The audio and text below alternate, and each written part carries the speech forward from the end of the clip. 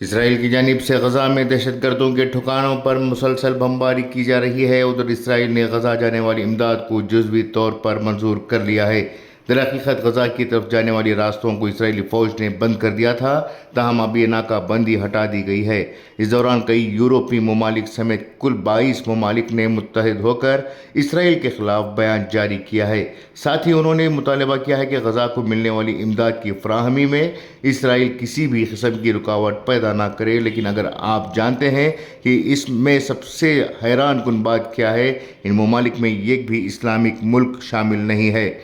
جبکہ اسلامی ممالک کھل کر فلسطین کی حمایت کرتے ہیں، لیکن یہاں ایک بھی اسلامی ملک فلسطین کی حمایت کرتا نظر نہیں آ رہا ہے۔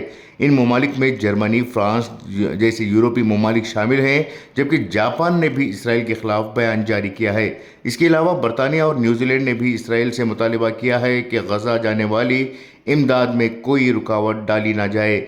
جن ممالک نے اسرائیل کے خلاف بیانات جاری کیے ہیں، ان میں Australia, Denmark, Canada, Finland, Estonia, Italy, Ireland, Lithuania, Latvia, Japan, Holland, Luxembourg, New Zealand, Norway, Portugal, Slovenia, Spain, Sweden اور برطانیہ شامل ہیں۔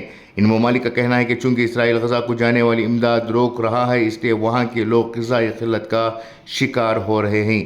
بہت سے لوگ سنگین بیماریوں کے لیے ادویات حاصل کرنے کے قابل نہیں ہیں، ان کے لیے جان بچانا بھی مشکل ہو رہا ہے۔ اس کی اجازت دی جائے۔ اسرائیل کے خلاف بیان جاری کرنے والے ممالک کا کہنا تھا کہ ہمارے پاس اطلاعات ہیں کہ اسرائیل نے غزہ کو محدود مقدار میں مدد فراہم کرنے پر رضامندی ظاہر کی ہے، لیکن ہمارا مطالبہ ہے کہ اسرائیل امداد کی فراہمی میں کوئی رکاوٹ پیدا نہ کرے۔ یہی نہیں، فرانس اور برطانیہ، کینیڈا نے بھی اسرائیل کی دھمکیاں دی ہیں۔ ان ممالک کا کہنا تھا کہ اگر غزہ کی امداد بند کی گئی تو وہ اسرائیل پر پابندیاں عائد کریں گے۔ اس کے علاوہ ان ممالک نے غزہ پر فوجی کارروائی روکنے کا بھی مطالبہ کیا۔ اس کے علاوہ وزیر اعظم بنجامن نیتن یاہو نے ان تینوں ممالک پر جوابی حملہ کرتے ہوئے کہا کہ اگر آپ کی تجویز مان بھی لی جاتی ہے تو اس سے حماس مزید مضبوط ہو جائے گا اور وہ مستقبل میں دوبارہ اسرائیل پر حملہ کرے گا۔ افسوس کی بات یہ ہے کہ ان تمام ممالک کے درمیان اسلامی ممالک نے کسی بھی طرح کا باضابطہ طور پر بیان جاری نہیں کیا، جبکہ وہ یہ کہہ رہے ہیں کہ مسلم حکمران ہمیشہ فلسطین کے ساتھ رہیں گے اور ان کے ممالک فلسطین کا ساتھ دیں گے، لیکن اس وقت یہاں فلسطین کو اکیلا چھوڑ دیا ہے۔ بیورو رپورٹ، انقلاب نیوز، نئی دہلی۔